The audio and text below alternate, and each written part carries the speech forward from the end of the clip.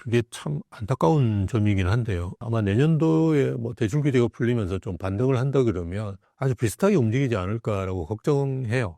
과거와 좀 다른 점은 송파구에 있는 대형 단지들부터 많이 움직이거든요. 아마 비슷할 겁니다. 2025년 같은 경우는 올림픽파크 포레온이라는 입주가 많아요. 따지고 보면 송파권까지 다 영향을 미칠 수 있고요. 그리고 내년도에 송파에 이제 영향을 미칠 수 있는 부분이 잠실 르엘이라든지 아니면 레미안 아이파크 같은 아파트들도 다 따지고 보면 한 5,000세대 정도 되고요. 그 다음에 말씀드렸던 올림픽파크 포레온이 12,000세대니까요. 한 17,000세대가 내년도에 이제 입주한다고 볼 수 있기 때문에 아무래도 빨리 이제 송파라든지 이런 주거선호 지역부터 움직이긴 하지만 조금은 좀 지체되면서 움직이지 않을까라는 생각은 들고요. 그 다음에 2024년도에 움직였던 측면에서 보면 주거선호 지역의 신축들이 많이 움직였어요. 그래서 뭐 개포동 같은 경우도 거의 1억까지 평당 1억까지 수준으로 이렇게 빠르게 이제 올랐고, 반포는 뭐 저희가 말할 필요도 없이 50억씩 30평대 아파트가 50억씩 60억씩 이렇게 갔으니까요. 그러니까 대부분 이제 그런 아파트들이 신축입니다. 근데 2025년도에는 그 신축을 따라가는 재건축 재개발이 가능한 아파트라든지 아니면 준신축 아파트들이 좀 더 움직이지 않을까,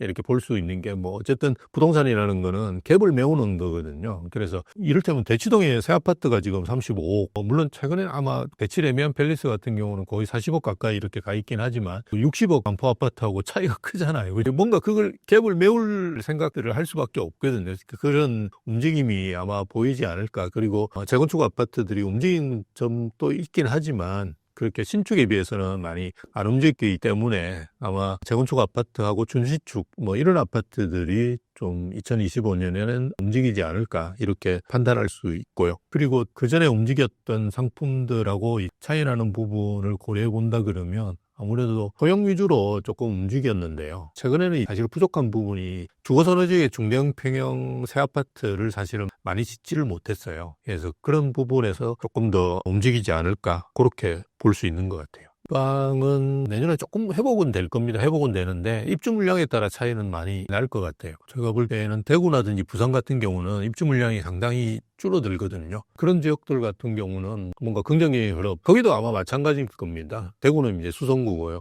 부산 같은 경우는 해수동이라고 보통 표현하는데요. 해운대 수영 동네 이런 쪽인데요. 이런 쪽을 중심으로 해서 아마 좀 움직일 거고요. 근데 이제 우리가 좀 유의해야 될 점은 뭐냐 그러면, 서울 같은 경우도 사실은 많이 오르고 긍정적인 흐름이 가는 데가 조금 우리가 생각하는 주거선호 지역 쪽이거든요. 한 20억대 정도, 30평대가 한 20억 정도 하는 마포구, 동작구, 뭐 광진구, 그다음에 강동구 뭐 이런 지역들까지가 사실은 좀 어느 정도 가격 상승률을 강남하고 비슷하게 갔던 것 같고요. 나머지 지역들은 많이 안 오르거나 아니면 거의 안 오른 지역들도 서울도 있거든요. 그래서 주거선호 지역과 아닌 지역과의 양극화 차이가 굉장히 많이 벌어질 거고요. 지방도 저는 그럴 거라고 봐요. 근데 지방 같은 경우는 우리가 지금 금방 서울을 이야기할 때 뭐 강동구라는 이런 게 구 중심으로 이야기하는데, 지방은 아마 뭐 이를테면 대구의 수성구다 그러면 수성구의 특정 동, 그런 게까지도 좀 양극화가 많이 벌어지지 않을까. 그 이유는 서울이 이제 아까 말씀드렸던 20억 정도 되는 아파트 뭐 이렇게 말씀을 드렸는데요.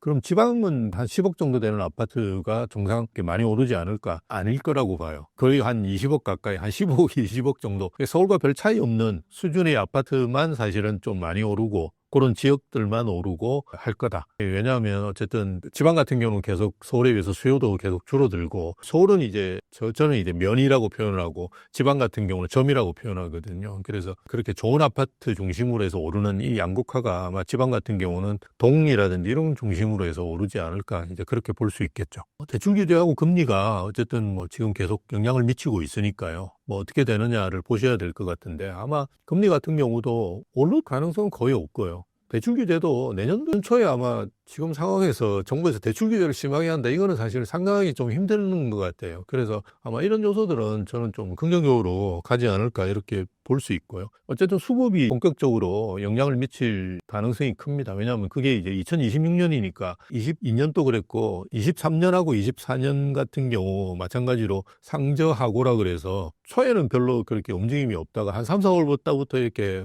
거래가 좀 되면서 6, 7, 8월에 많이 올랐거든요. 그리고 또 연말로 갈수록 정도로 줄어드는 이게 지금 계속 같은 패턴으로 가고 있다고 보여지거든요. 그래서 비슷하게 이제 하반기에 더 많이 오를 거라고 보는 이유도 2026년 가면 이제 수급의 문제가 이제 명확하게 보이니까요. 2025년 하반기 정도 되면 그런 데에 따른 영향들이 크게 더 받을 가능성이 크기 때문에 어쨌든 수급 부분이 많이 이제 영향을 미치는 걸로 가는데 말씀드렸던 이제 내수 경기가 주관해서 어떻게 되느냐에 따라서 그 수급 요인을 더 크게 만들지, 그죠? 적게 만들지 이런 것들이 결정될 것 같아요.